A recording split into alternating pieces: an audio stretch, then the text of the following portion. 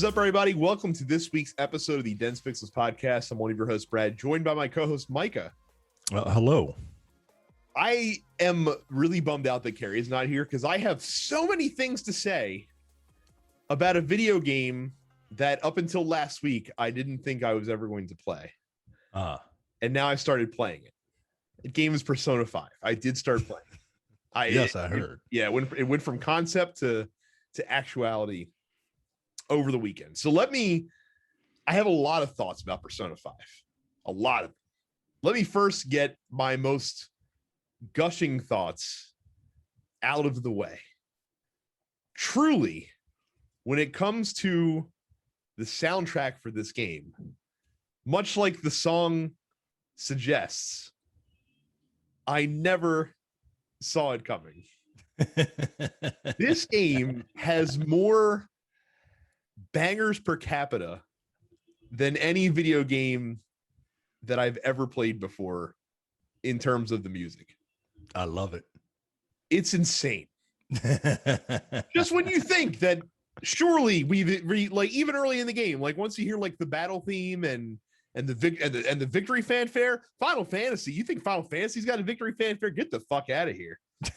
They ever done the Final Fantasy victory fanfare over like a fucking funk bass line? Never. So you're like, okay, well, surely that's the pinnacle, right? It just keeps coming. It just it does not stop. It does not stop. So for context, and I'm not going to spoil anything about Persona 5. I know people are very sensitive about Persona 5 spoilers, even though the game's been out for 4 years. For context, I just finished the first dungeon. And I've dealt with the aftermath of that first dungeon, and like, so you know how like in the dungeon, like you go to like where the objective is, and you're like, all right, now we know how to get there, so we're gonna come back later. And I was like, that's weird. Like I feel like I could just go fight the boss now, and that would be fine. And I'm glad they made me leave, because when you come back, I'm sitting here waiting for just the regular like dungeon music to start playing. No, they play like this insane fucking track that it's like hypes you up because you're going to fight the boss, and like you're going to fight the boss. It's crazy. It's crazy. It should be illegal for bass lines that funky to exist in music that you have to listen to repetitively. It's not fair. I've been listening to Persona music all week, Persona 5 music specifically all weekend. It's insane. Yeah, it's disgusting. It's like this like you said, this like funky like UK style acid jazz, and yeah, I love it, man. Yeah.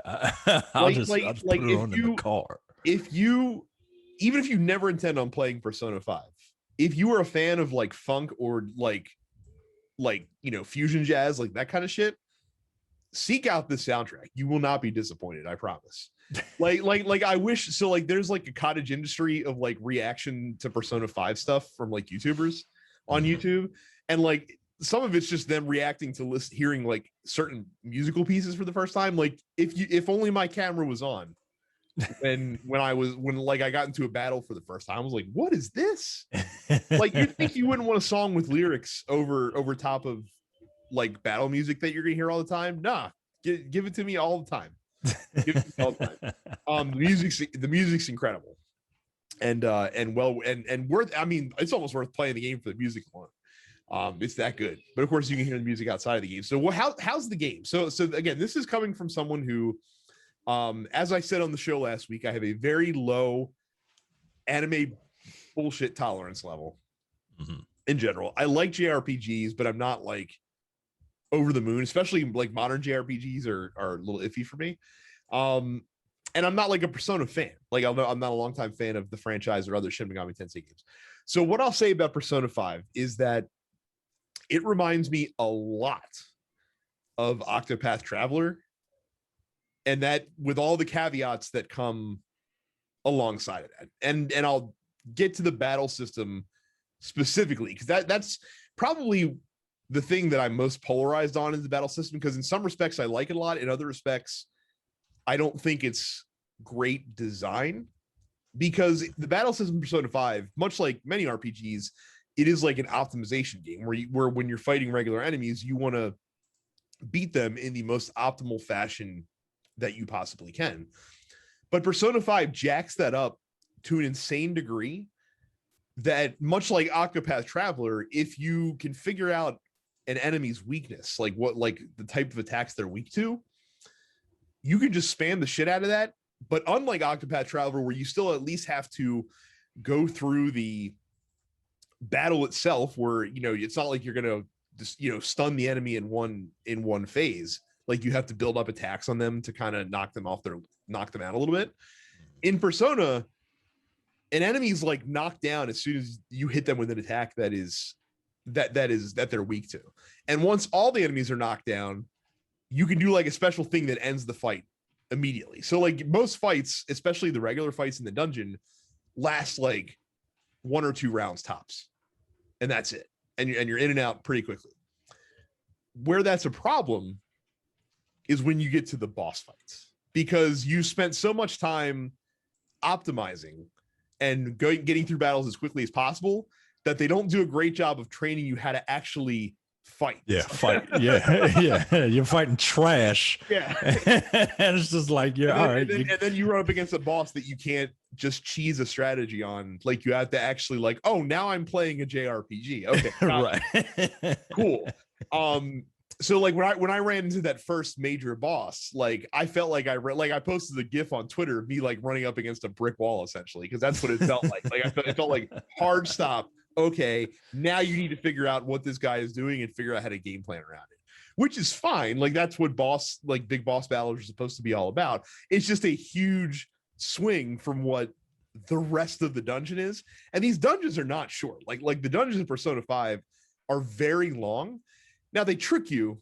That like they do something that's kind of interesting. So the dungeoning reminds me a lot of Moonlighter. Like Moonlighter, I've talked about on the show before, so is Terrence, is a game where you have these like dungeons that are very long, that have multiple floors, and you go down basically as deep as you can and get as much stuff as you can, but you don't want to push your luck, because if you die, then you'll lose like most of what you accumulated in your quests. So you're encouraged to basically push yourself to the limit and then bounce out and run back to tackle another day. Persona's much the same way, which I did not see coming. Not to use that pun again, but I did not expect that, because like I'm going through the dungeon and they're just like, like we're barely in this thing, and everyone's like, I'm really tired though. I'm just like, so what do? Do I just leave? And they're like, yeah, you can leave and come back. I'm like, that's interesting. Like, so you want me to explore the dungeon in kind of stages, I guess, which is very peculiar. But I guess that's how they trick you, because I know that there's a very low number of dungeons in the game, but because you are tackling them in like chunks, essentially, like it makes you feel like the dungeons are more numerous than they are, I guess, in some respects. But the problem there is that I don't feel like that the enemy balance is as strong, because I was fighting a lot of the same like level 5 enemies in the last leg of the dungeon that I was fighting in the early stages of the dungeon. And obviously they're a lot easier once you get to the last leg, and there is some harder enemies that you'll face as you go, but I would expect like a gradual ramp up. Like I would expect the game to almost like gate you when it's time to leave and go resupply. Yeah. So that was a little weird as well. The outside the dungeon stuff has not been bad so far. It seems like that they, at least at the beginning of the game, don't give you they don't give you a lot of leash to run off of, if that makes sense. You right now, you probably don't have enough to do to worry about time management.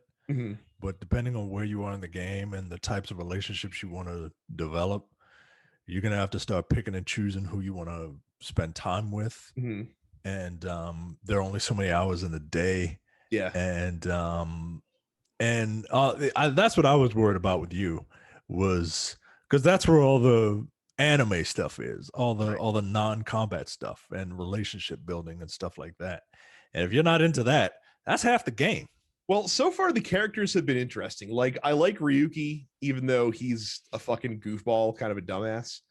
Like he's very earnest, which is nice. An as a character is like they immediately give her layers when you first see her. Like you make assumptions about her, and then they immediately like give her a character, which is strong, which is nice. Like that's frankly a little unexpected coming from coming out of a game from Japan to immediately establish that she's not just some vapid, pretty girl walking around. So that's been cool. Your like caretaker guy, I'm kind of iffy with. The doctor's interesting so far. So the characters have been cool, but I know that there's a lot more people to meet, and I'm sure that I'll have varying degrees of affection towards them. So I guess I'm gonna try to play it like a Mass Effect game where there's characters that I will spend most of my attention giving because they're the ones I like the best, and not necessarily try to balance out attention across the entire team, if that makes sense. Sure. That makes sense. Like I can't stand Morgana, so I don't spend a lot of time with Morgana. Morgana's not. I don't mind them too much. They haven't annoyed me yet. They're, like I said, they're very earnest, very earnest cat person that you're dealing with. But it's been cool so far. Like I said, I'm gonna continue on with it. Whether I beat it or not, we'll see. I haven't gotten like sucked into that point yet. But I'm into it enough that I'm going to keep playing until I'm not. I'm curious. Yeah, I'm curious to see if you'll finish it because I really like that game, and I think my tolerance for anime stuff is a little higher than yours. I think it's considerably higher than mine. Yeah, I could not finish it because it's so long. It's so long of a game, and I think I put like 60 hours into it. And I think I had another 20 to go. And I something else came out and I just started playing that, and so I would love to go back and finish that game, but I already put 60 hours into it and I don't know where I'm at, so I would have to start over, and I don't know if I want to do that, but maybe it's nothing really out right now. So yeah, I mean that's the one thing it has going for it, is that I don't have anything else kind of pressing up against it. So yeah, we'll see what happens. But like I said, I'm enjoying it more than, well, actually I shouldn't say more than I thought I would, because I really had no clue going into it. But it's been fun. Like I said, it's been a decent game. I did also finally, with the bringing of Xbox cloud gaming to the iPhone, decided to redeem my trial for Game Pass, and I've started to mess with that on my phone a little bit, and it is still in beta, and that's very evident because I don't know, I was expecting more. I've heard so much like good stuff, people talking about xCloud, that I was expecting a smoother experience, and it's still very rocky so far. It still very much feels like a beta product so far. Like I tried playing Halo, I tried playing Forza Horizon 4, and just check those out. Graphically, it looks fantastic. That's undoubtedly, like, Forza looked as amazing as Forza does, even through the cloud. It's just that the connections were just so. There's a lot of times where, and I was on Wi-Fi, by the way, like I was on Wi-Fi at home, where I would have spotty connection issues where the game would just lock up but continue running on the cloud. So basically, it had, like, the stream had to catch back up to where it was in real time. Latency is about the same as for like remote play that I've seen so far. Like it's like a 3 to 5 millisecond delay in button press to button happening on the screen, which doesn't sound like a lot, but depending on the game you're playing, can certainly be. Yeah. So it's fine, but so far, what I've seen tells me that that's not how I would prefer to experience Xbox. That's the big experiment that I'm going to be going with for this next month, is seeing can I just do it through browsers, or do I want to get the hardware at some point? So I'm also going to try it on my Mac to see if that's any different, and I'm going to try it on the iPad as well to see if that's any different. Just to kind of get an idea of the differences. Also makes your phone like stupid hot. Like I thought that was kind of one of the benefits of the cloud, is that you didn't have to like lean on the processing on Yeah. your phone, on your device as much, and it was just streaming video, but it got hot super fast. So that's a little disconcerting. So we'll see. But again, it's still in beta, so I guess some early problems are to be expected as we go along.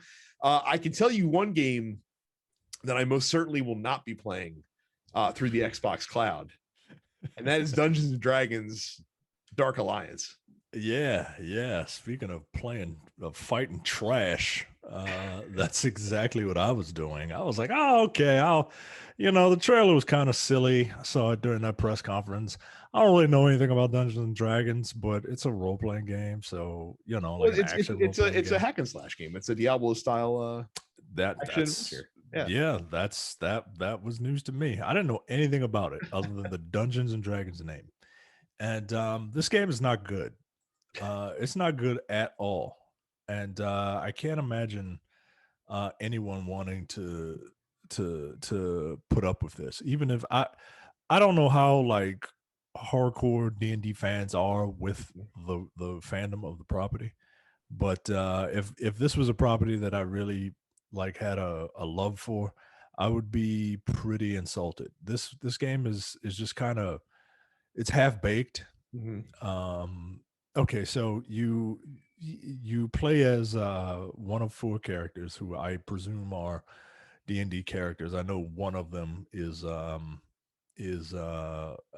popular character, the D- Drizzle Driz Durden, Tyler Durden, right? And so I was playing as that character who was classified as a ranged character, but like has like two knives. He looks like he's more of a like a thief and a backstabber character, whereas the person with the bow and arrow is classified as a fighter for some reason.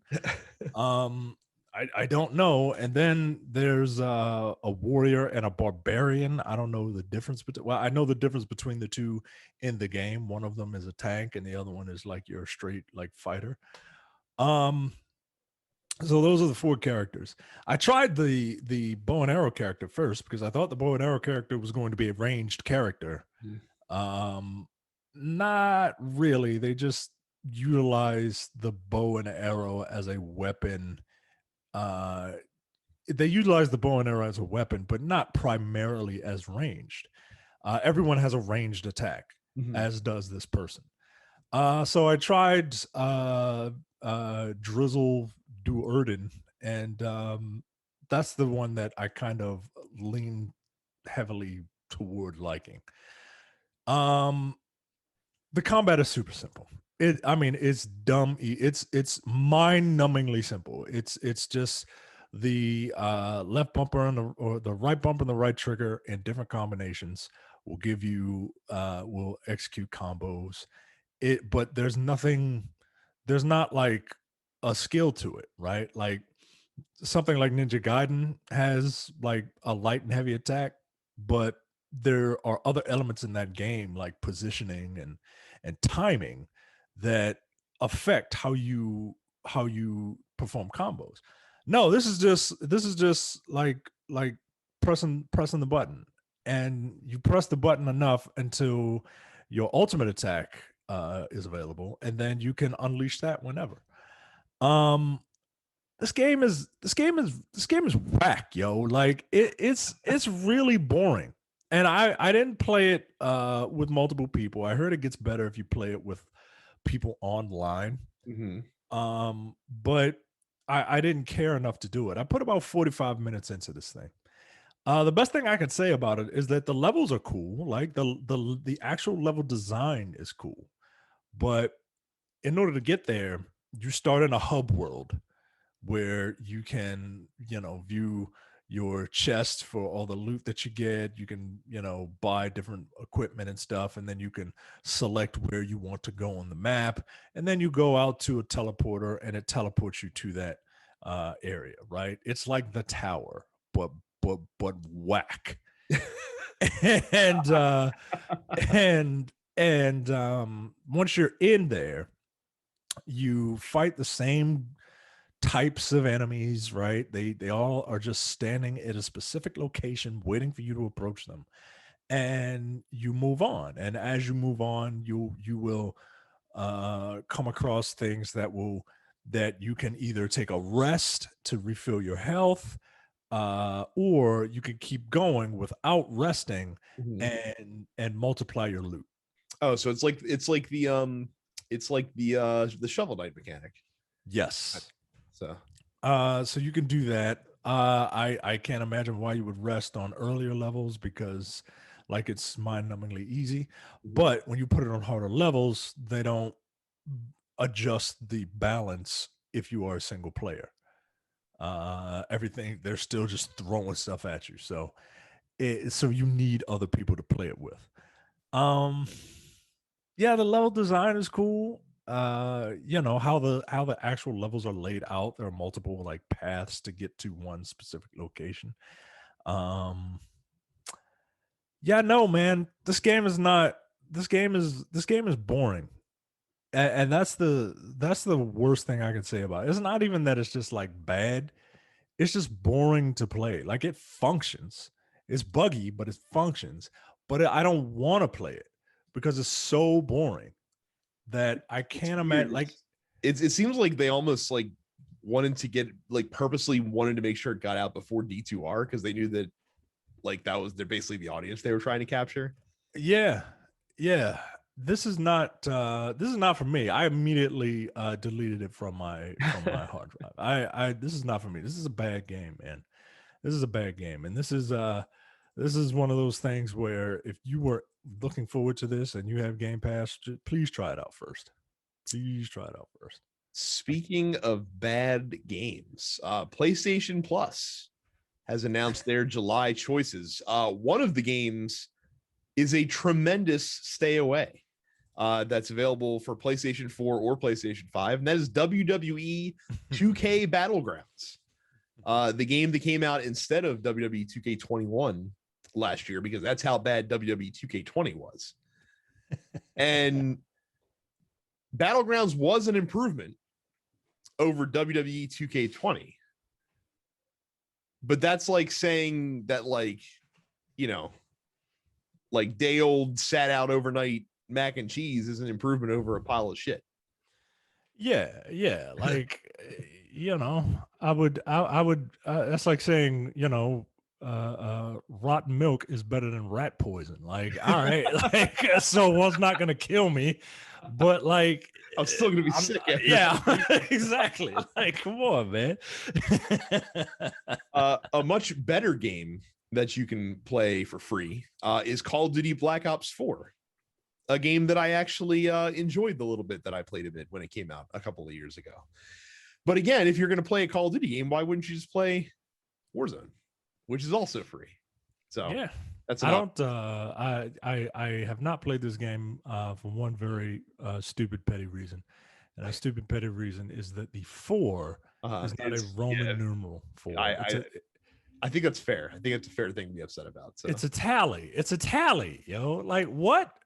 So when Black Ops, it looks like a shield, kind of, but yeah, but it's like the four tallies, and then you slash it and you slash it for a five, right? Like if the fifth one isn't that, like four horizontal lines or four vertical lines and then one horizontal line through all of them, if that's not the logo for five, then I'm going to be even more upset at four. See, I'm the opposite. I want them to double down on this and just every iteration of Black Ops that comes out just have one more like line in that shield motif that pops up. Like they'll get to like Black Ops 10, you won't be able to tell which one it is because it'll just be fucking 10 vertical lines going across. You're just like, I don't feel like counting this many. If you have a PlayStation 5, you can download a Plague Tale Innocence, which is a third-person survival horror game that I've heard many good things about. I don't know anyone that's played it, but I've heard it's good. And this is again the PS5 version of this game, which is releasing right now. So if you want to deal with a rat plague in some tough times, then definitely check that out. Doesn't sound like my idea of a good time personally. I've seen Temple No. of Doom and that looks, or Last Crusade, and that looked terrifying when they were down in the fucking crypt. So yeah, I'm good. Yeah. Also new this week, Ender Lilies, Quietus of the Nights coming to PlayStation. We mentioned A Plague Tale: Innocence. It's also coming to Xbox and Switch, but you have to pay for it on those platforms. Watch Dogs Legion is getting their Bloodline DLC. Who remembers that Watch Dog Legion is a thing that exists? That comes to PC, PlayStation, and Xbox. Out of Line comes to Nintendo Switch. Sam and Max, this time it's virtual, comes to PlayStation or PC VR platforms. Black Skylands comes to PC. And then finally, Monster Hunter Stories 2, Wings of Ruin comes to PC and the Nintendo Switch. Well, those are not very good, except for maybe Monster Hunter. I don't know. I know Carrie's getting Monster Hunter, so she'll report back.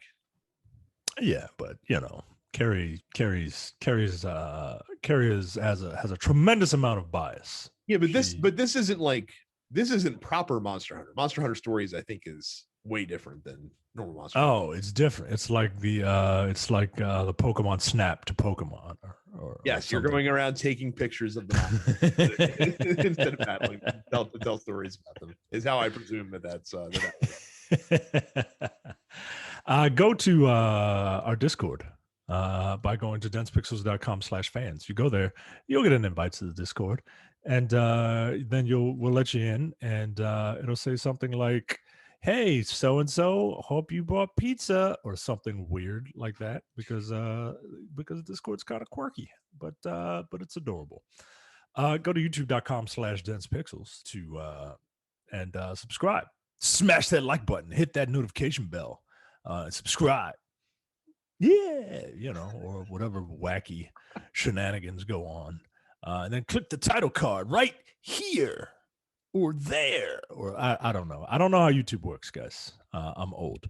But I do know when you go to youtube.com/densepixels and subscribe, it helps us. Know what else helps us? Subscribing to all of the TNP Studios podcasts, wherever you get your podcasts, including the Nerdpocalypse.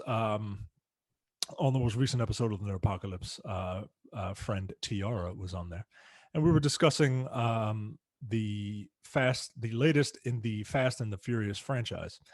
And I come to the realization that Jay and Tiara are too stupid for that franchise.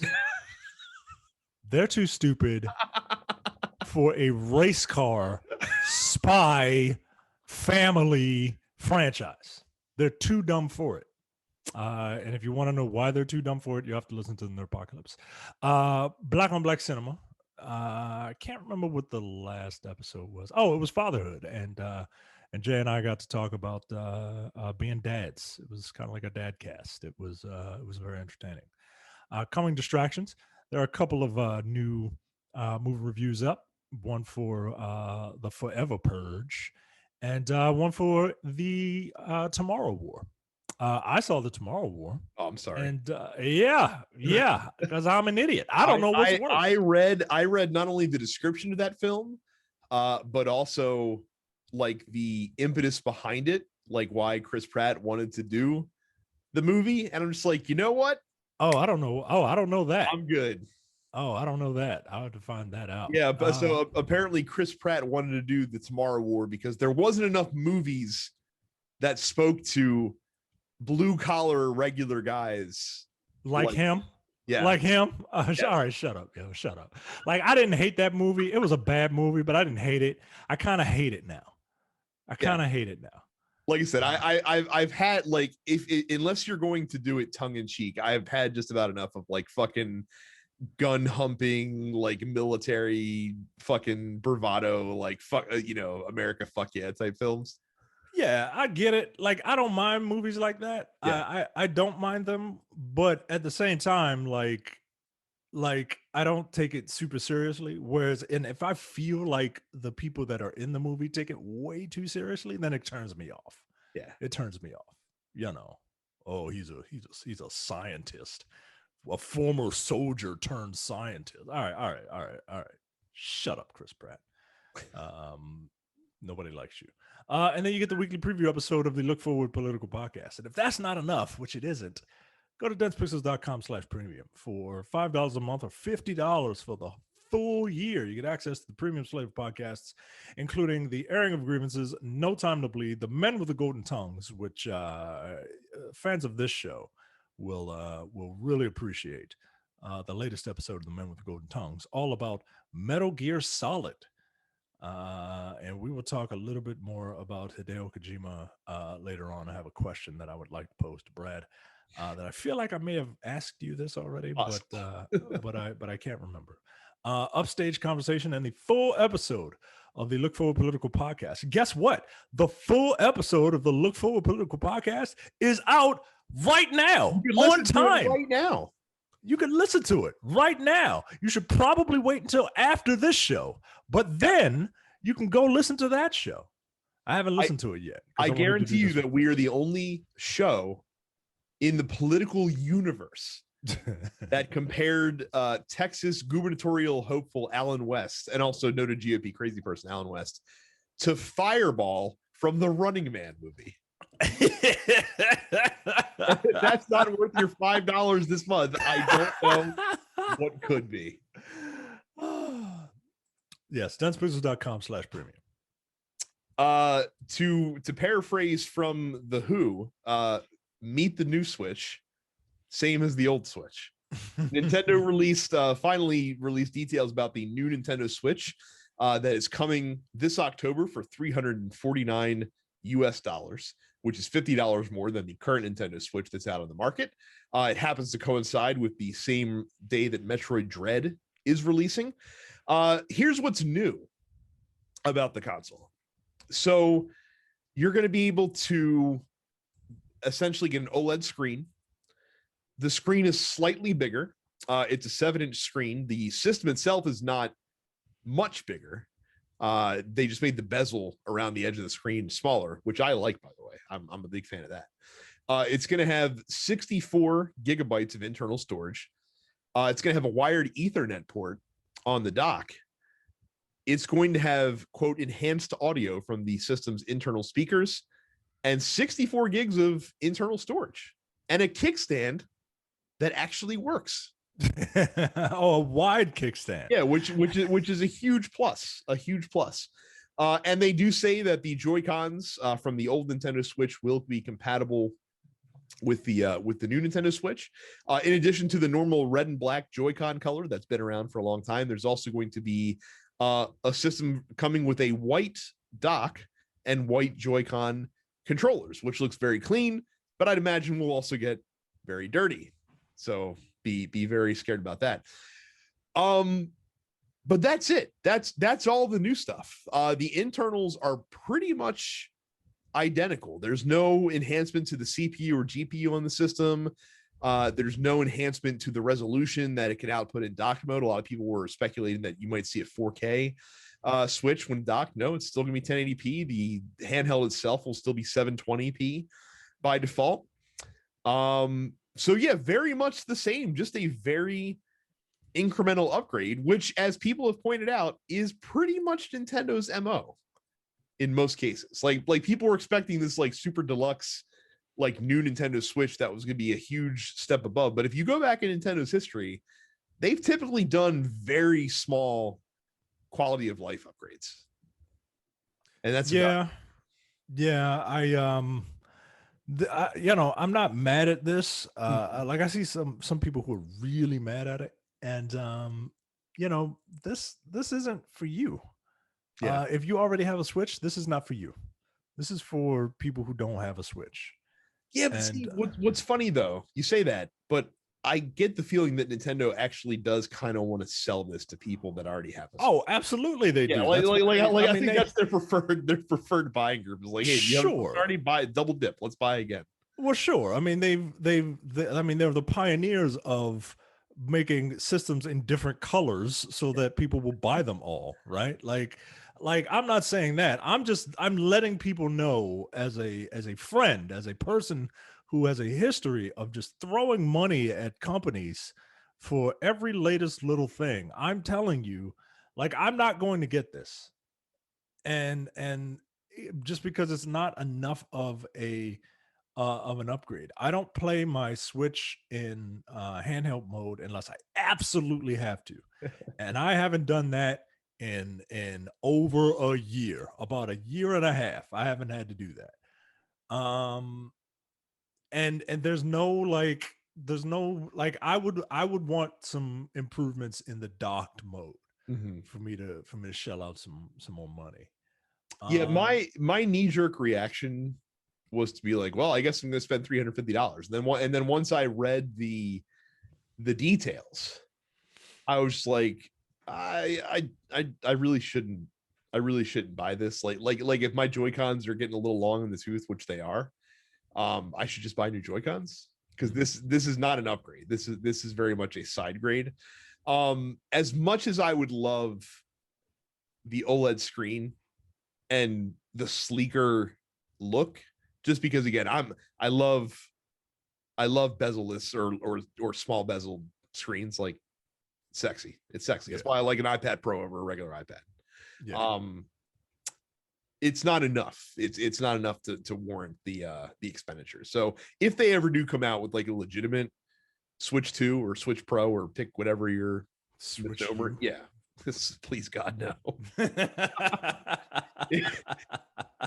If they ever do come out with a actual upgrade to the Nintendo Switch, I think I'll be there for that. I don't think I'm going to be there for this. And apparently this is going to replace the existing Nintendo Switch gradually. They're not going to run two SKUs, which makes sense. So this I guess is technically the first time in history that we've ever seen the mid-generation price increase, as opposed to the price increase.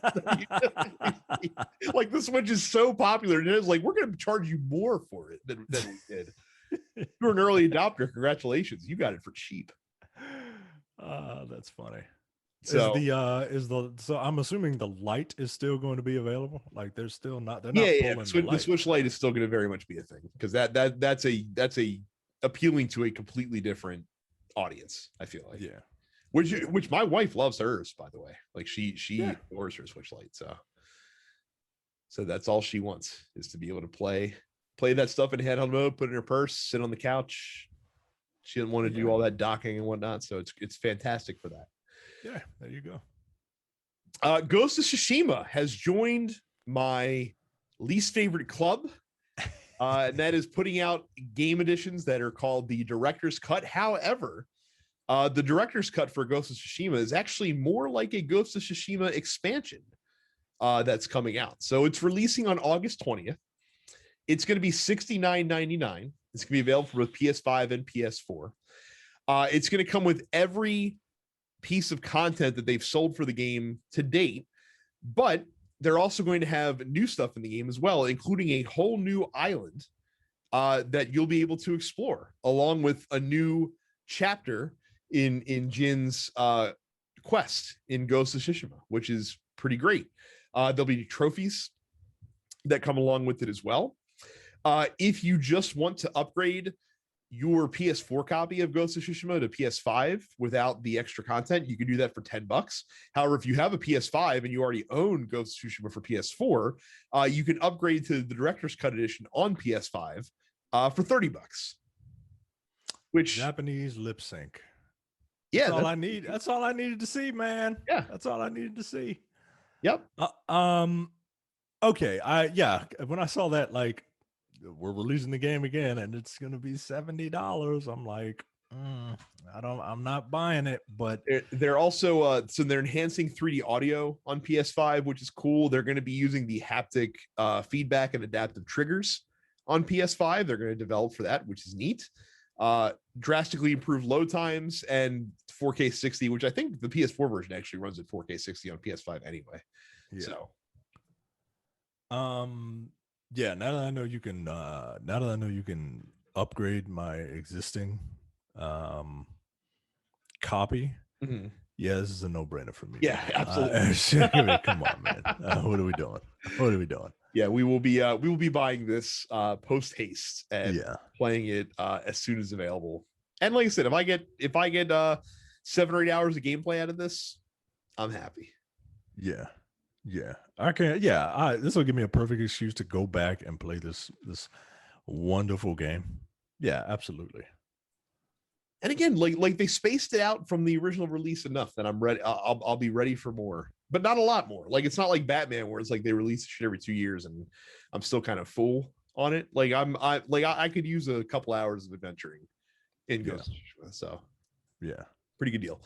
The Hideo Kojima news that Micah alluded to earlier in the show, reportedly talks between Hideo Kojima and Xbox are currently underway, with Xbox trying to secure some kind of a publishing deal with Hideo Kojima.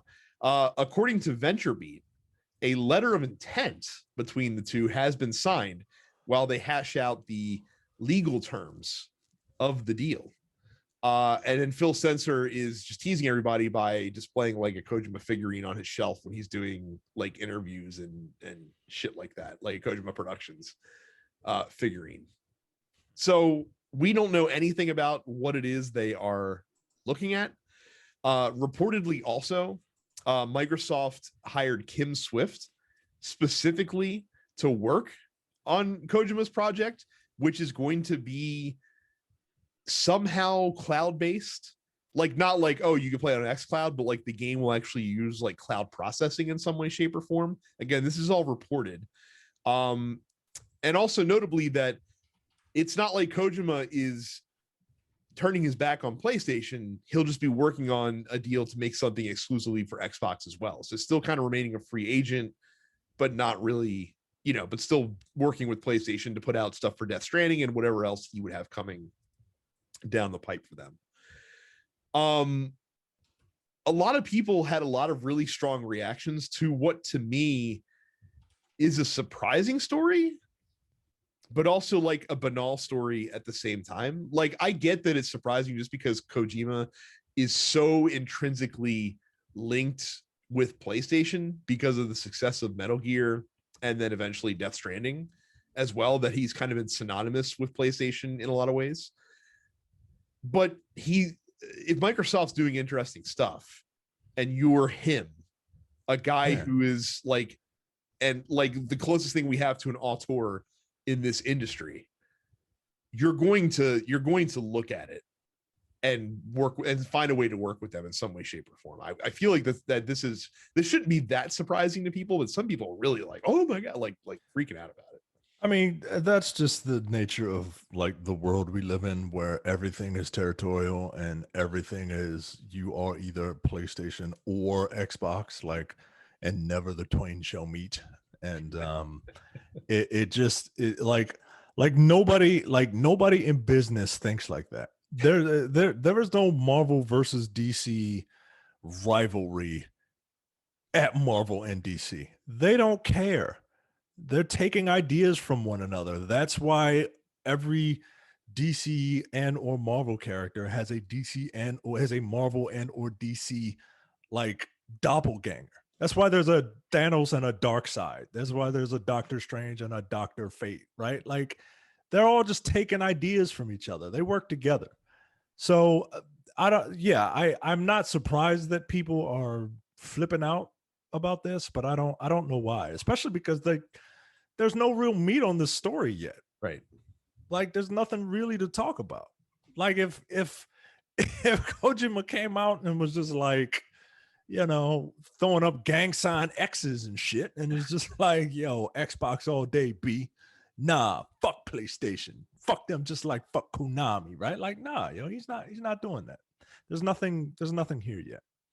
Now in terms of what Kojima could possibly do, I mean, I'm not gonna lie, I'm curious, but I'm not curious as like excited for what he's going to do. I'm curious to see what kind of batshit crazy idea he's going to come up with. That's what I appreciate that man for. Is he, and I think I asked this question a long time ago, but I'll ask it again. Is he the M. Night Shyamalan of the video game industry? I don't know if you have asked this question before. I don't know if he's the M. Night Shyamalan of the video game industry. Allow me to pose a video game comparison to you about Hideo Kojima. Is or is not Hideo Kojima the like bizarro successful version of Peter Molyneux? Yeah, because like they're both kind of arrogant guys, but only one of them has like the credit to back it up. Yeah. Whereas Peter Molyneux is just like, oh, you can hold hands with the criminals that you take to prison in Fable. Like, wait, what? Um, yeah, I think that's a very apt comparison.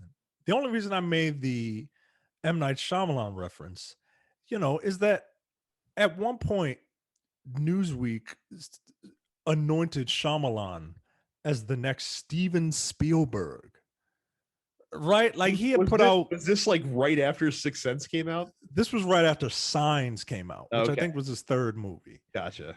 And they anointed him the next Spielberg. That's a pretty big. That's a pretty big compliment, no matter what you think about Steven Spielberg. And also kind of stupid because Spielberg is not to go on a movie tangent, but in terms of directors, Spielberg is like wholly unique. Like there's no one that quite does what he does in Hollywood, past or present, and probably future to that extent. Like he's such a he's unique. Like I don't really know how to say it. Like he can make the movies that he makes. Right. You know what I mean? And that is a huge anointment. That is a huge compliment to pay to someone. And I think we have done that in the video game industry. No, you know who Kojima is, honestly. Like if you want a film comparison, he's Guillermo del Toro. He's that. Okay. Which is probably not a coincidence that he was in Death Stranding. like I think of del Toro much more than I think of when I think of Kojima, because both guys have the ability to take weird shit and get it as close to mainstream as possible. Yeah. And can make big blockbusters, but can also make like art house shit at the same time. Okay. All right. I'll give you that. That that is a better comparison. Because yeah, man. Shyamalan like had a couple hits and then got high in his own supply and just kind of started just getting real out there. Yeah. And just started making I feel like he started making movies for him. And I kind of feel like that's what Death Stranding is, right? Like and maybe look, I haven't played Death Stranding, but from everything that I've read and everything that I've seen, let me ask you this question: when Death Stranding inevitably is free on PlayStation Plus, I'll try it. We play it, okay? Yeah, I'll try it. Yeah, like his stuff isn't like this. Isn't like some petty No Man's Sky thing. This is just something that like I don't think I'm gonna like this, and I don't want to pay for it. I don't think I'm gonna like this mailman simulator, and I don't want to pay for it.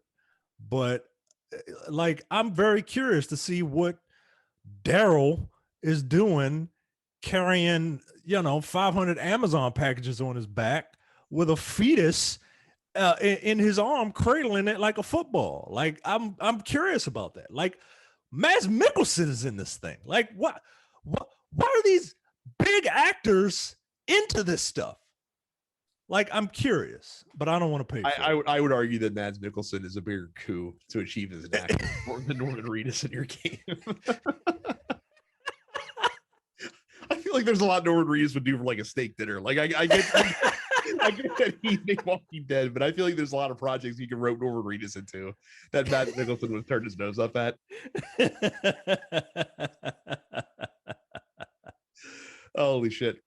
Speaking of PlayStation, there is a state of play on Thursday this week that's going to be broadcast at 5 p.m. Eastern, 2 p.m. Pacific. It's going to be about 30 minutes long, looking at a bunch of indie and third-party titles. However, there's also going to be a 10-minute look at Deathloop as part of the state of play. It's going to be the primary focus, so I am looking very forward to that. I'm looking forward to this because I haven't quite gotten on the Deathloop bandwagon yet. Did you not? And Did you not pay attention to any of the press coverage that I told you not to pay attention to a couple bits weeks and ago? pieces of it. Like it seems incredibly interesting. Yeah. But I don't know if I would I don't know if I would play it though. Like I feel like jumping into someone else's game, like someone else jumping into my game. I mean, I know you could turn that off, Mhm. but yeah, well, I guess you could turn it off. Yeah, I have no excuse. Yeah.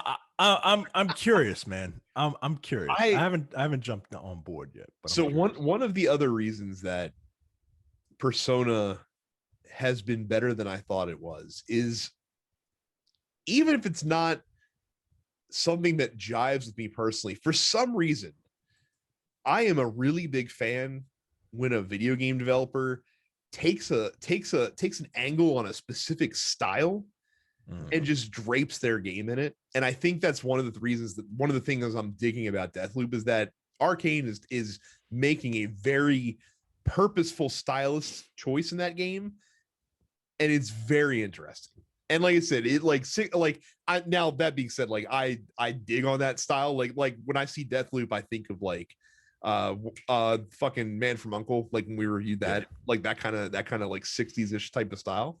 And I'm yeah. and I'm a big fan of that stuff. But like even Persona, like I'm not like, I wouldn't say that I'm like a big proponent of the style that they happen to use, but just the fact that they lean so hard into it just makes the game more, especially visually, interesting. Yeah, Uh, you appreciate the fact that they're taking this big swing right. for you, It's for not. you. It's not like a Souls game where the style of the game is dark. Yeah, Like it's just, oh, it's dark, and it's kind of gothic, but not really. Like it's medieval fantasy. Like that feels generic to me. Like yeah, pick an angle. Like if they did a Souls game that was like a hyper modern, near future, like cyberpunk style type of thing, like that would probably be way more interesting to me. I'm not talking about the Surge, like not that style, like post-apocalyptic, but like a cyberpunky style of Dark Souls. Like if From Software made that game, I'd play that game. yeah. So I think my biggest thing with Deathloop is that I have not gotten into any of the other Arcane games. Like none of them have just been like, oh, I got to play this game, even though like I recognize that they are reviewed very well. There's something about it. And look, maybe it was because of the whole like the style of Dishonored, right? It was yeah, very steampunk, and I'm just not into that. we'll see. Dishonored. So like I played about a third of the first Dishonored, and I don't know. Like, I think Metal Gear ruined me so much on what I expect stealth games to be, that when a game is not like that and it's a stealth game, I can't like get down with it. Mm. And Deathloop is not a stealth game. Like Deathloop is a fun, fast paced shooter, Yeah. which looks fun. So we'll see what happens to that. Former BioWare producer Mark Dara, no longer with the company, gave an interview where he talked about a number of Mass Effect spin-off games that made it through various stages of prototyping but never really got off the ground. The most notable one being a Mass Effect spin-off for the Nintendo DS that never saw the light of day. It was called Mass Effect Corsair. It would have been a first-person adventure game where you kind of like pirate around the lawless regions of the galaxy. I'm not upset that this game didn't happen, because when you tell me first-person adventure game and Nintendo Switch, I'm not excited about that. Yeah. Yeah. I'm into anything Mass Effect. I would give it a shot, but I feel like this is one of those things that where, there's a reason why it didn't make it, Mhm. and I'm glad for that. Um yeah, plus Jacob was a Corsair and Jacob's lame. So I don't want to be lame ass Jacob. Apparently, there was also a spin-off game that BioWare Montreal was developing, which was going to be a first-person multiplayer game that would have been download only. It would have featured on-foot combat and vehicles, and eventually that got spun off into what we got in Mass Effect 3's multiplayer. So Uh, again, I feel like probably something that's more authentic to what the franchise is in that regard. So these are two games I'm not necessarily upset that we didn't get to see. Yeah. Finally, Hackers gonna do dumb shit. So apparently the community in Titanfall 1 is pretty rough right now on PC, where there's hackers galore like crazy, and Respawn hasn't been doing too much about it, possibly because they have, you know, two other multiplayer games that are way more popular than Titanfall 1 to worry about working on that game too terribly much. So in an effort to get Respawn to pay attention, some hackers who I guess are aggrieved by hacking in Titanfall 1 decided to hack Apex Legends. Oh, damn. to wake some people up. If you logged into Apex on PC as recently as yesterday, instead of the typical playlist, you'll get a URL that's called Save Titanfall. That says savetitanfall.com. Titanfall 1 is being attacked. So is Apex. And you get a message at the end of every match, apparently, that requests that players visit and repost savetitanfall.com, because again, the community has apparently been beleaguered by hacking for the last several years. Wow. I mean, that's certainly a thing that you can do. Yeah. I guess let's right a wrong with a wrong, I guess. Yeah, no, wow. I can't imagine. Well, and here's what's fucked up. So like we talk about stories like this all the time, and we don't really, like, we think about these companies and these studios as these like monolithic entities, and we forget sometimes that there are actual people that work at these places. And so as a result of this, so Ryan Rigney is the director of communications at Respawn, and he sent out a tweet that was tweeting out an article from a website called The Gamer, which they posted an article. The headline says, "Congrats, Titanfall hackers, you made a bunch of devs work on a Sunday." And what Ryan Rigney said in talking about this article is, nobody wants to hear devs complain when DDoS attacks are still a problem we haven't solved, but this article is right. I was holding my newborn nephew when I found out about the Apex hack, had to hand him back, go to work, and miss out on a day with my family. Jesus. Like, that's kind of fucked up. Yeah, man. Like, that's kind of fucked up. And I would imagine that those hackers were probably like, well, good, fuck that guy. Like if he's not fixing our game, then, you know, then fuck them. And what's funny is that a couple weeks ago, Respawn acknowledged that Titanfall was in a bad state, and then they will look at fixing it. But as Rigney points out, and this is 100% true, DDoS attacks are difficult to stop, especially on a game. And I don't know if Titanfall works this way. I know Destiny 2 did. But if the game is set up for peer-to-peer, it's really difficult to cut that shit out. It just is. And again, like his last tweet in this chain, he says the team has never stopped working on this, and anti-cheat strategies are a never-ending game of whack-a-mole. We will solve this. When I promise you, it won't. When we do, I promise you, it's not going to be because hackers made us aware by ruining a holiday. They achieved nothing of value besides just inconveniencing us. Yeah, you have to treat people like that. Who, I mean, I hate to use the word entitled, but like that's, I can't think of a better word for it. You know, you're not owed anything, guys. Like, I don't know. It's just like you said, it's just fucked up all the way around. Yeah. Well, and again, like, there's a cliche that's, you know, about hacking in general, is that, you know, the hackers are always, you know, 5 steps ahead of the people that are patching behind them. Mm-hmm. And that's true, because you're having to react to the things to the tactics that they're using while they're developing new tactics. So as soon as you solve for the one problem, they probably have another problem that you now need to solve for. So the people that are doing the attacking are always going to be on the upper foot. It is very difficult, especially for games with these huge online platforms. And it's super frustrating. Like, I've been a guy that's been super frustrated with DDoS attacks in Destiny. Like I can't tell, like, I was literally one match away from earning my Luna's Howl in comp, like getting to legend rank in comp in Destiny. Mm-hmm. And all I needed to do was win one more match because I was on a winning streak. And if I knew if I won one more match, I would get it. And I got fucking DDoS in that match and lost out, broke my win streak. I was fucking pissed. I was so mad.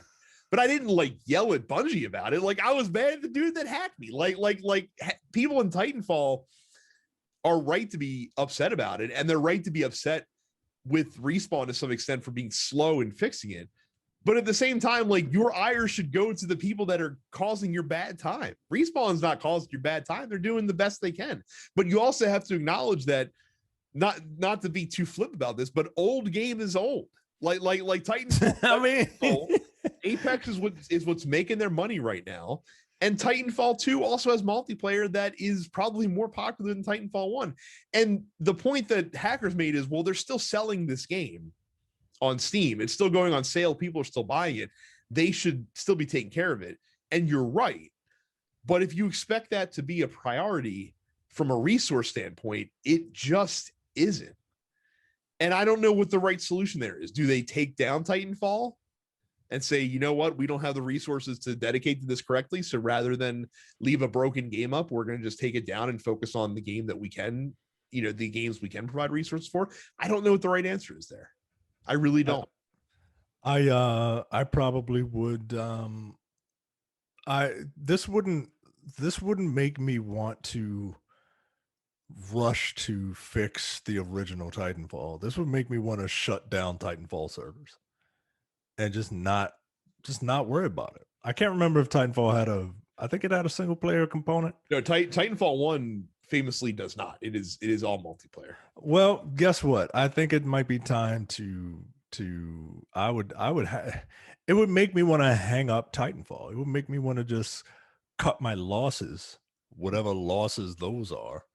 And it's not even losses. Like, Titanfall, right, massively successful game, right? And it would make me just want to say, all right, well, to the mothballs with you.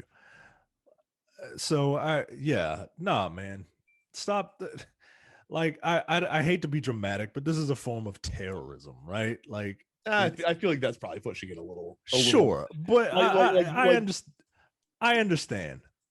Terrorism is not the right word. This is the most like, I don't know if there's such a thing as altruistic hacking, but like, this is not like hacking with the intention of being a dick. Like, this is like a cry for help almost. Like, yeah, but at the same time, like you're being a dick inherently, because that's just how hacking works. Yeah, like I cannot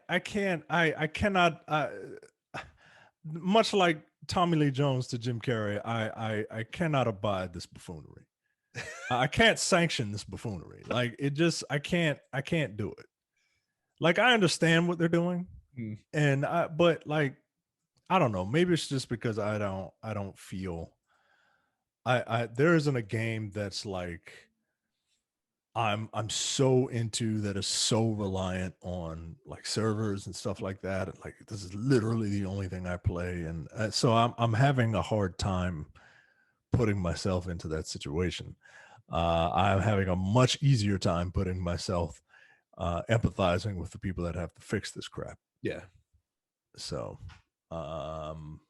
anyway, speaking of crap, you can buy a bunch of crap on Amazon through densepixels.com/Amazon.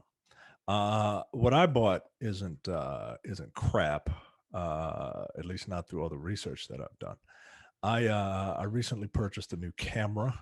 I figured it's time to upgrade. I got myself a Sony A6100 camera and I got a capture card, and and I'm gonna hopefully have I'm gonna use that as the camera that Oh that you man, will see. you're gonna have like the sickest cam display on the stream.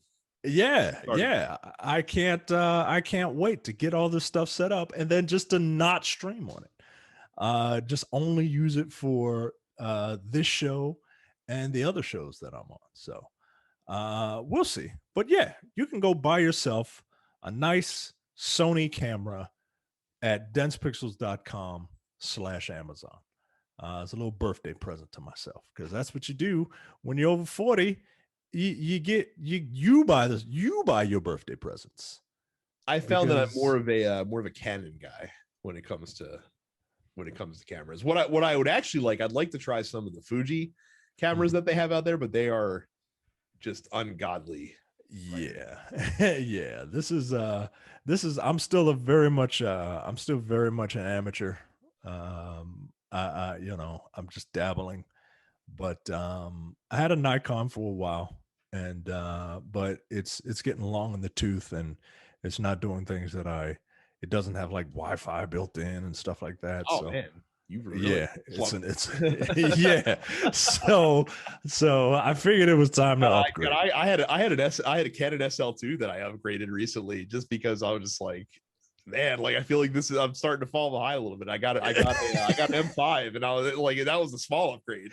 The dark ages, so yeah, man. So I was like, all right, it's time. So go to densepixels.com/Amazon for all of your camera kitting needs.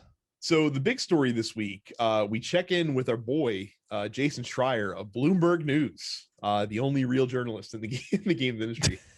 And apparently, so a lot of independent game developers went on Twitter to complain about one company in particular when it comes to their treatment from a specific games platform. And that platform, believe it or not, is Sony. Here's some of the grievances that they have aired. They say sometimes contacts at Sony could take weeks or months to respond to questions if they even have contacts at all. Indie games are very difficult to find on the PlayStation Store. They're not curated very well. And many marketing folks have to actually pay for prime placement on the PlayStation Store to get their games more noticed. They say this is in stark contrast to Microsoft and Nintendo, who've shown, according to them, more of a willingness to support and work with indie developers. And these are not people that were speaking behind anonymity. About 6 people actually went on their actual Twitter accounts under their real public profiles. Wow. To talk about this stuff. Many others did so anonymously through gaming press outlets, and a lot of folks had a lot of stuff to say on other forums and things of that nature.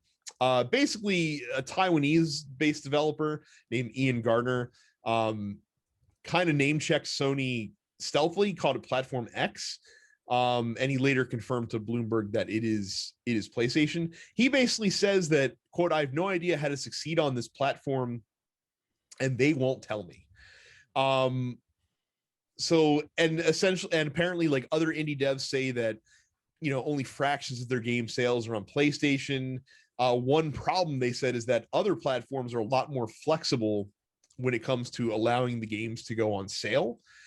He said that on Microsoft and Nintendo's platforms, he can sell games at a discount every couple of weeks without too much effort, where PlayStation does not allow that option. Now, something that Bloomberg has reported on previously, or Jason Schreier has reported previously, is that PlayStation's focus has been to prioritize bigger blockbuster games, like bigger AAA games, and that has come at the expense of smaller teams. So it makes sense why this is happening, but it's very interesting because when the PS4 released, part of its success was propelled by the relationships that they forged with indie developers and released a lot of indie games on the platform. So it's kind of interesting to see it start to swing back the other direction. And if you look at sales breakdown, so far and away the biggest indie platform of the big three, not counting PC, which is kind of its own thing, is far and away the Switch, which I don't think should come as a surprise to anybody.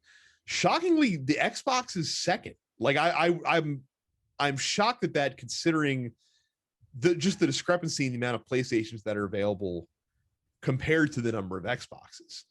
What are your thoughts about Sony and its apparent snubbing in many ways of a lot of indie folks? Yeah, like you said, I'm a little surprised. I'm not, like you said, I'm not surprised about the Switch. I mean, you just look at the store. Mm-hmm.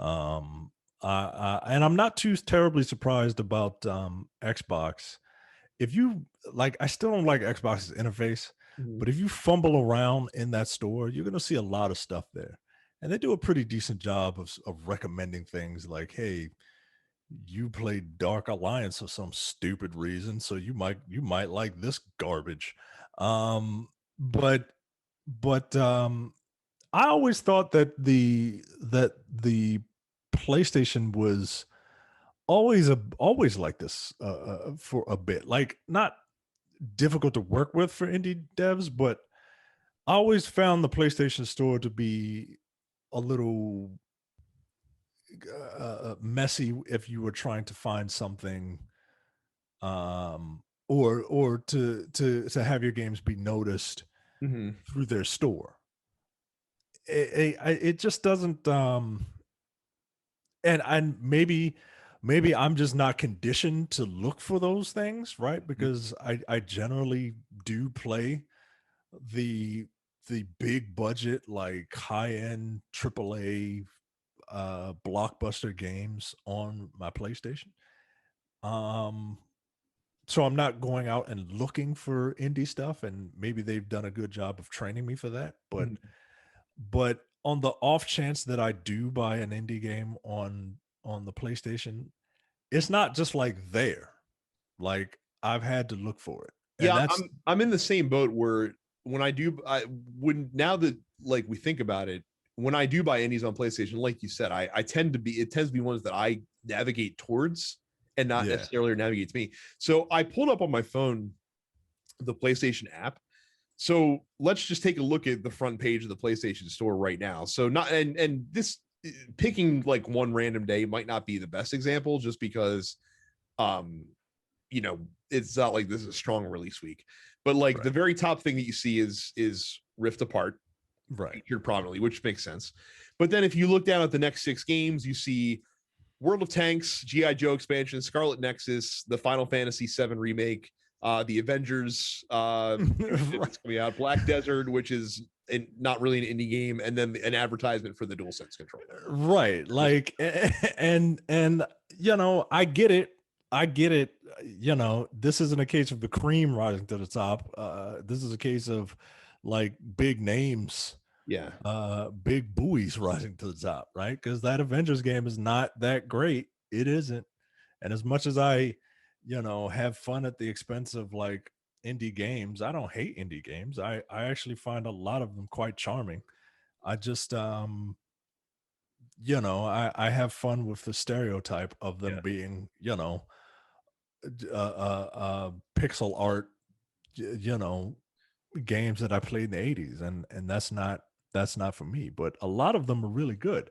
Well, But I and can I what's can't find interesting, them on PlayStation. what's interesting, so like the Switch store is a great juxtaposition for this. So the Switch store kind of attacks this on two fronts. The first one is if you go to the news section, like let me just bust out my Switch real quick and go to the news section on the Switch. So we're just doing a cold on air test. So Nintendo will often feature like different themes and kind of group them together of different games that you can check out for like here's games that go boom, like literally games that go boom.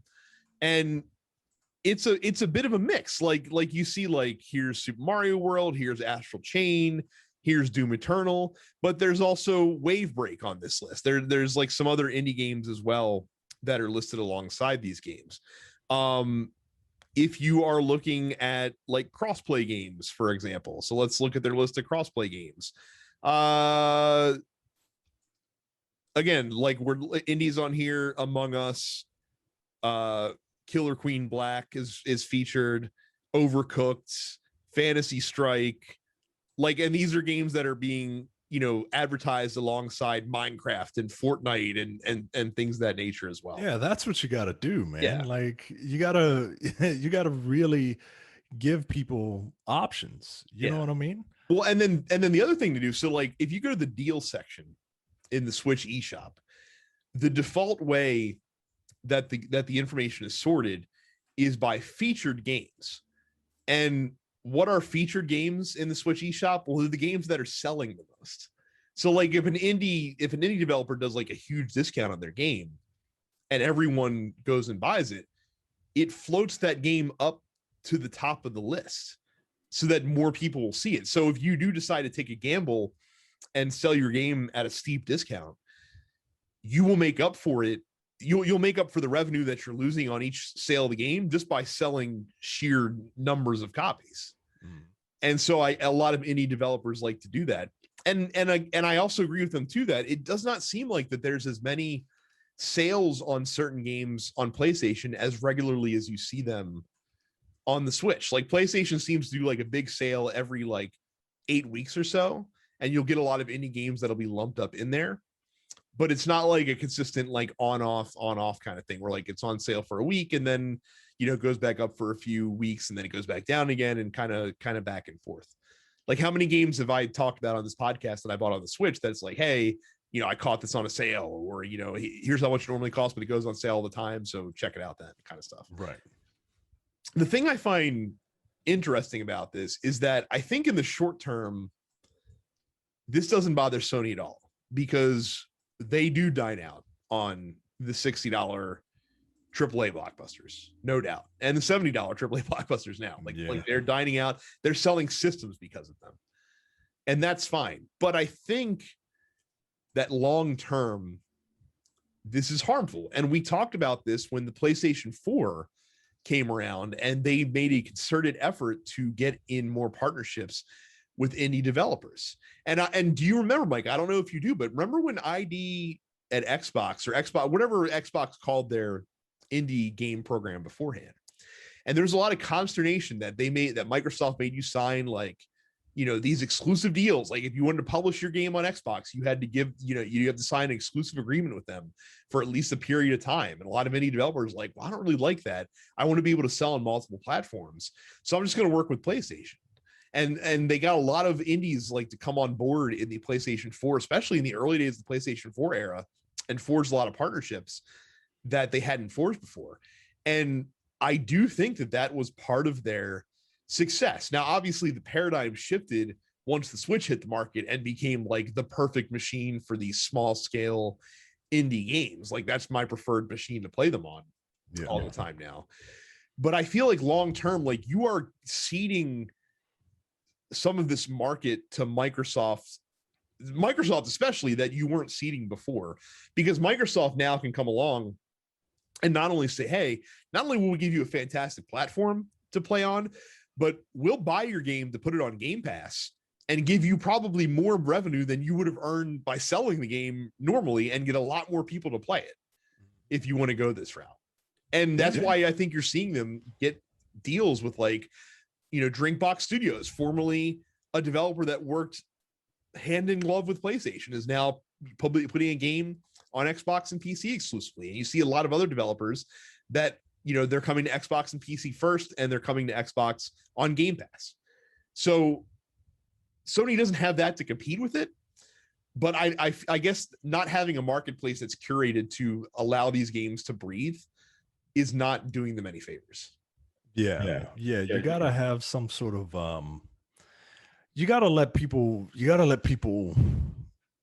like know, right? Like, and I understand that a lot of indies, you know, they want their independence until like somebody really makes them a really big offer, right? Like, I mean, I don't know.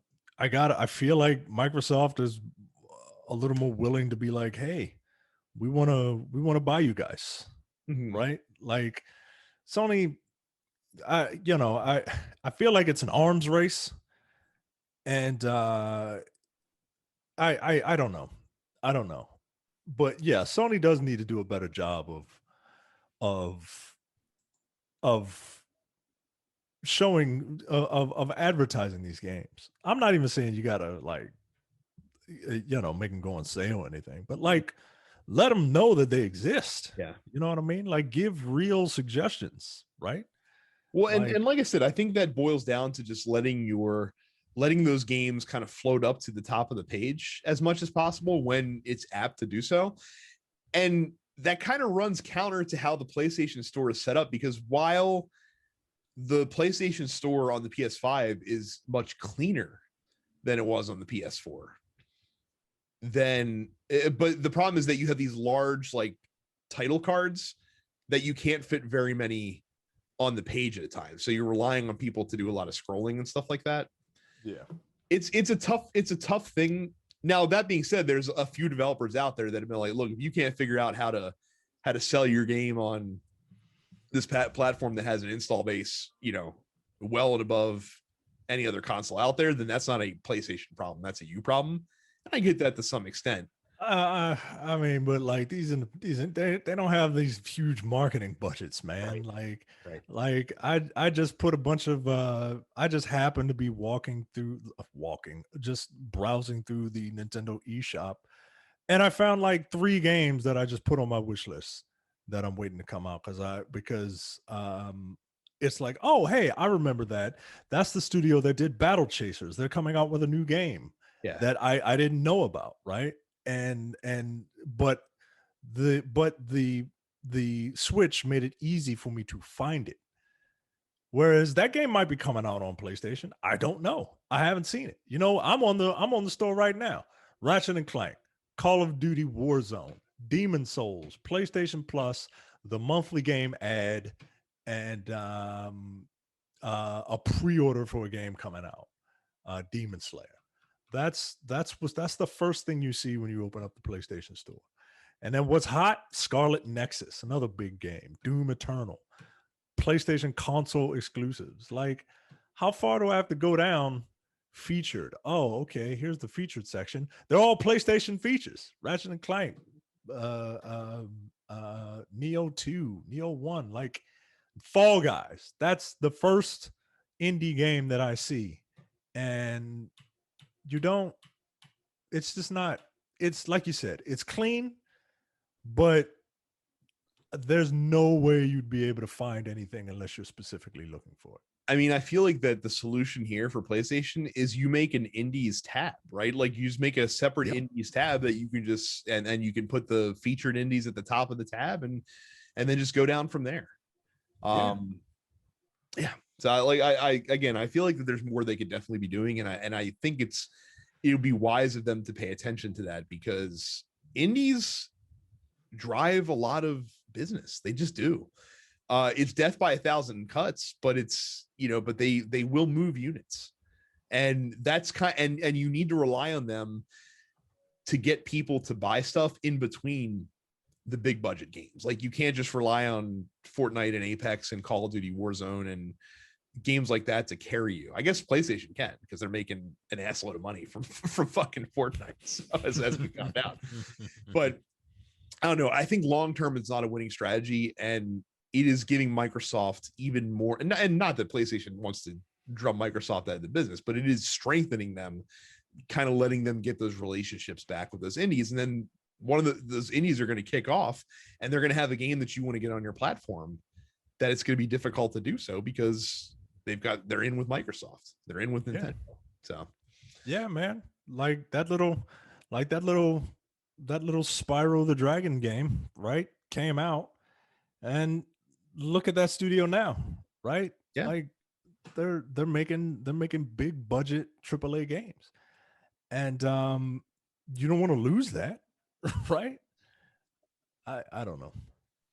So we will move on to the post office. Terrell asks, do you guys have any games that you play with each other that you compete with each other, fighters or score setters like Resogun or Lumines as examples? Problem is, we're never playing the same game at the same time, I feel like, when it's multiplayer.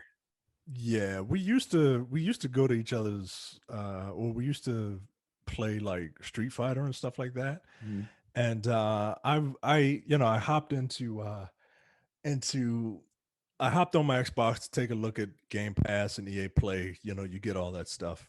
And I remember, and the Need for Speed Hot Pursuit Remastered is out, and I played that. And I remember we used to compete in Autolog for a bit. Yeah, we used to go like, so they had the asynchronous multiplayer in that game where you could compete against each other times, and we were very into that for a couple months. Like when Hot Pursuit first came out, like we were trying to edge each other out by like tenths of seconds on on different tracks and stuff like that. So that was a lot of fun. Like Micah said, when we all lived a little closer, whenever like a big fighting game would come out, like I remember you guys all came over when Mortal Kombat 9 came out and when MVC3 came out. Like we made a day of it, just passing the controller back and forth. There was like 5 or 6 of us that all worked at GameStop that came over and just fucking had fun, and that was awesome. The problem again with multiplayer is that we have to be playing the same thing at the same time. Right. Very rarely is that the case. So until that happens, we will see. But I will promise you this: if that Ninja Turtle game that's coming out is hype and it's actually good, you will see Mike and I playing that. Oh yeah, we'll play it. Yeah, we'll play it. 100%. Absolutely. Trey says, I just started playing Dante's Inferno and discovered it's basically the non-weeb version of Devil May Cry. With DMC5 being a success, why are we not getting more clones in this genre? Also, you climb a giant penis tower. This game is wildin'. I'm surprised you're comparing that to DMC. It's a God of War. Yeah, I thought it was I thought it was more of a God of War clone, to be perfectly honest with you. Including the ridiculous, like you said, the penis tower, the ridiculous like use of nudity for no reason. Yeah, that's more of a God of War ripoff. It doesn't seem like the combos don't seem as intricate and the gameplay doesn't seem as fast as Devil May Cry. Yeah, whereas there's a little bit more platforming in Dante's Inferno, and the weapon types are a little similar. Yeah. But to your point of why you're not getting more clones of this genre, I'm presuming the Devil May Cry style of hack and slash, not the God of War action adventure style. I would imagine that they're a little difficult to do, like, because you have to balance the skill level, but at the same time, like, you got to make it fun for entry level people. Like, people like Terrence will play that game like a Devil May Cry and play it specifically to not get hit, and you have to appease those people while trying to make sure that it's also easily accessible. See, I would argue that there has been a lot of DMC clones, because basically anything that Platinum Games has released is an evolution of Devil May Cry in a lot of ways.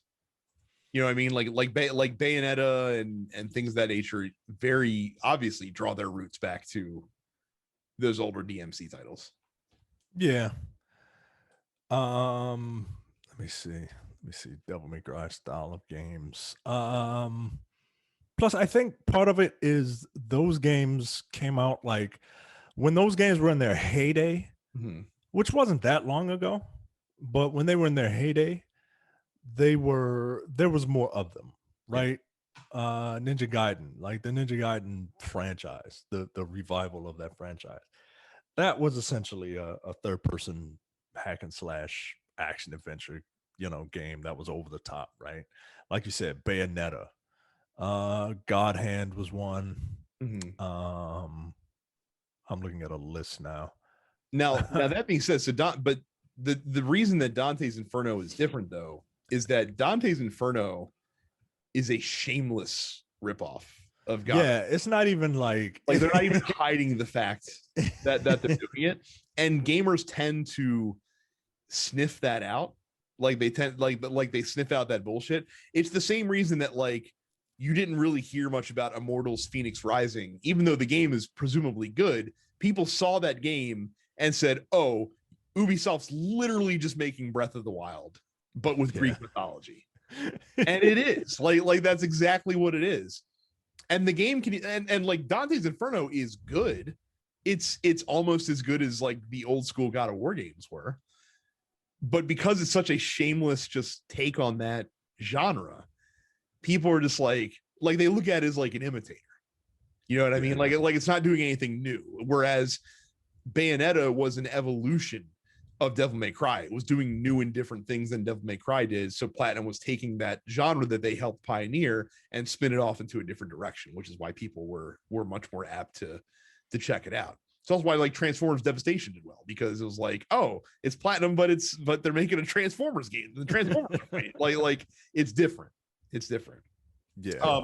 Devil May Cry, Dante's Inferno is fucking wild as shit though. It is. It is, man. Like there was one level where like there was like big breasts on the wall and fetuses were coming out of them. I mean, that's probably the same. That's probably the same as the penis tower level. That's the lust right? level.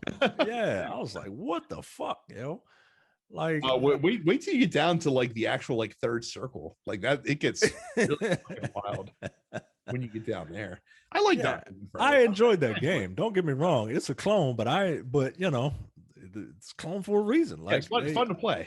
Yeah, it's real fun to play.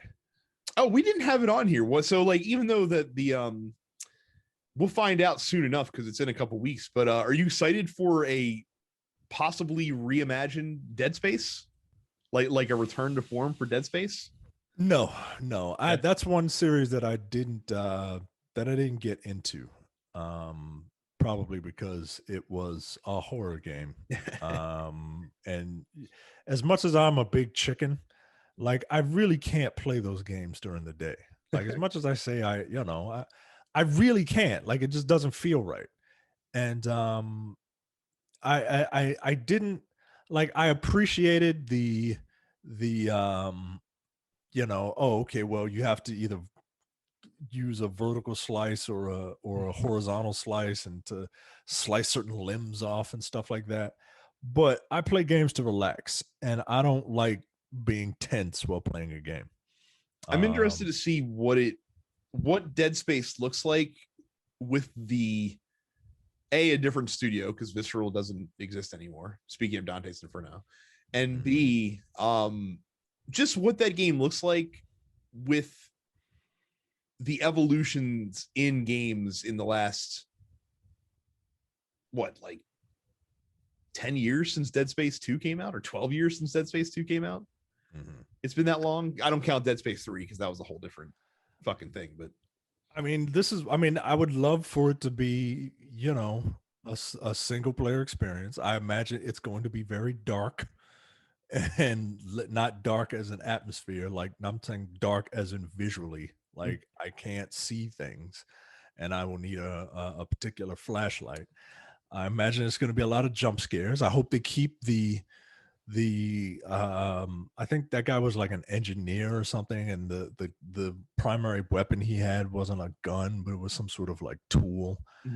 I hope they keep the like limb severing thing. And I would love for them. I know the story of the first Dead Space vaguely. I would love for them to keep that like I don't want it to turn into like Event Horizon. Well, I think that was the problem, is that it drifted that direction. Yeah.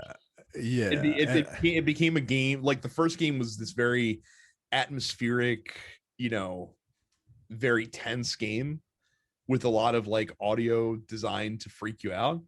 And then like the second game, they moved towards that still same style, but more like set, like action set pieces, like spectacle stuff.